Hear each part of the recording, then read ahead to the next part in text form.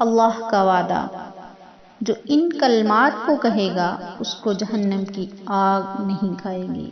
رسول اللہ صلی اللہ علیہ وسلم نے فرمایا، جب بندہ کہتا ہے لا الہ الا اللہ واللہ اکبر تو اس کا رب اس کی تصدیق کرتا ہے۔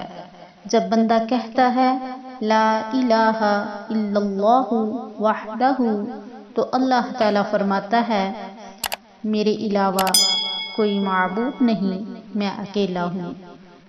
جب بندہ کہتا ہے لا الہ الا اللہ وحدہ لا شریک لہ تو اللہ تعالیٰ فرماتا ہے میرے علاوہ کوئی معبود نہیں اور میرا کوئی شریک نہیں۔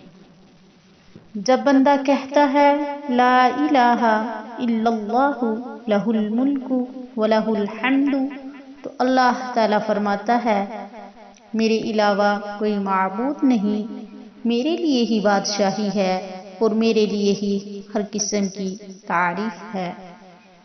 جب بندہ کہتا ہے لا الہ الا اللہ ولا حول ولا قوة الا باللہ تو اللہ تعالیٰ فرماتا ہے میرے علاوہ کوئی معبود نہیں اور گناہوں سے بچنے کی توفیق اور نیکی کرنے کی طاقت میری ہی طرف سے ہے۔